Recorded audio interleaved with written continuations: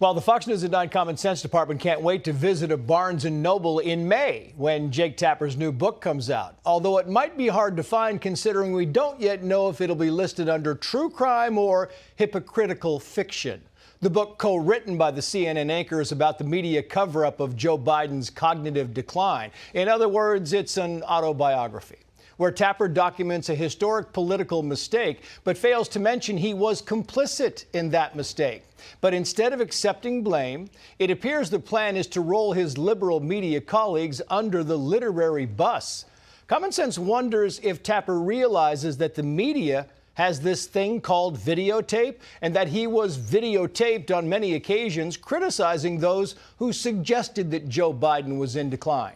Tapper even mocked Laura Trump for saying Biden was having cognitive issues. And in late 2023, Jake Tapper said Joe Biden was mentally sharp.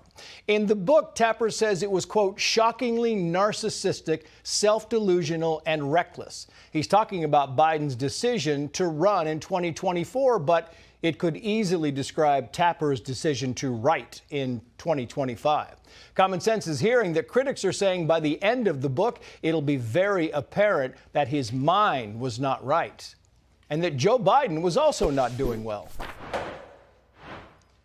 Let's bring in former Trump campaign Deputy Communications Director Caroline Sunshine and political strategist Joey Mannarino. Thank you both for coming on. Caroline, to you first. I want to play some sound. Here's Jake Tapper announcing his new book. He said the following. I've been covering the concerns about President Biden's age and health for years. I literally asked him about it in October 2022, and we've challenged Democrats and White House officials about it. Yeah. Put his feet to the fire. Molly Hemingway said the following on X, quoting here, "The mother bleeping audacity of you to do this after running 24/7 interference on behalf of him and mocking and attacking every single person who noticed Biden's decline. The mother bleeping audacity. Have you no decency? Have you no shame?" What do you think about this? Couldn't have said it better myself. Jake Tapper is an opportunist. In addition to being boring, he only tells the truth when it's profitable. And so chapter 1 of that book better be a written apology to Laura Trump, whose show on this network has higher ratings than Tapper's will ever have, as an aside. Because all the way back in 2020, you pointed out, she went on his show and did his job for him and had the courage to say the truth, that Joe Biden's cognitive decline was obvious. And Tapper accuses her in that segment of saying Joe Biden has a stutter and saying that, I believe the direct quote was, she has no standing to diagnose somebody's cognitive decline. Right. And then here we are 4 years too late. Jake Tapper now somehow is qualified to diagnose cognitive decline that he should have caught 4 years ago. Yeah, about the stutter, he said, what would you tell a kid who had a stutter? And she's saying, this is not even the same thing. You're exactly right on that. Meantime, Joey, we thought the left loved the immigrants, but apparently they only love illegal immigrants because Joy Behar said the following. Watch this.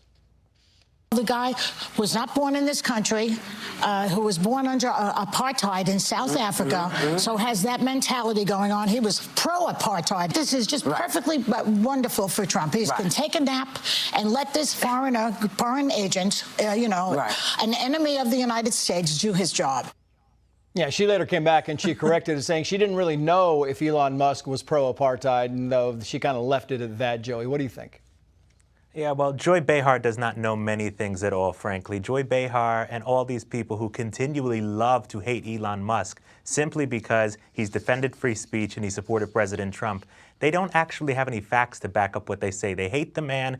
They used to love him until like 2 years ago. He was their savior, the hero of the left. They love the electric cars. Now, suddenly, Elon Musk is public enemy number 1, and they don't even have a reason why. So now he's pro-apartheid. Before he was a Nazi. Now, I mean, what are we going to do? They just need to come up with a reason to hate this man. And really, it's stupider every single day.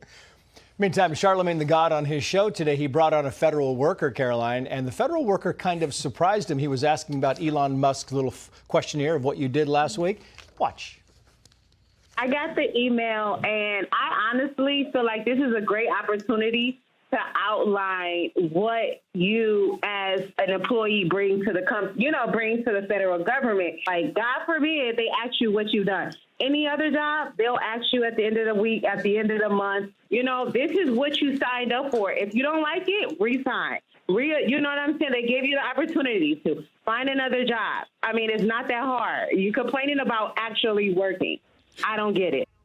She didn't get it. She's had a great opportunity. What do you think about that? Give that lady a promotion. Better Yeah. yet, let's have her run for office. Yeah. I think something also that got lost in the coverage of the now famous email is Elon said it best himself. He said part of sending out that email was a pulse check. It was to check if people are actually alive who the email was going to their inboxes, because the waste, fraud, and abuse is so systemic and so deep that, I mean, you're finding on Social Security rolls, people are 300 years old collecting Social Security. Part of it was just a pulse check to see, are you a bot or are you a real person still collecting a paycheck from the federal government? If so, it should be so easy to respond to the email. So it wasn't even just about job performance. The bar was even lower, was, are you real? Yeah, are you real? Meantime, Chris Eliza tweeted the following here, Joey. Trump took 1,009 media questions in his first month in office. Biden took 141. By Trump's third day, he had already taken more questions than Biden took in his entire first month. The media now complaining because they're changing the pool structure. Do they have a genuine beef, or is this just kind of flipping things up from the way it's always been? Well, President Trump has taken more questions than just about anybody. He's the most transparent president. He talks directly to the media, so he can talk directly to the people. So I don't understand what the media would have to complain about. They didn't have any access at all with Joe Biden. Number one, when you talk to Joe Biden, you're not even talking to the guy making the decisions. You're talking to the puppet. With President Trump, you go right to the source, right to the man making the decisions, and you just get it like it is, unfiltered, raw, and honest. So they shouldn't complain about anything. She should be happy to finally have somebody to actually talk to in the White House. Haven't seen a lot of happy people as of late. Joey Mannarino, Caroline Sunshine, thank you both.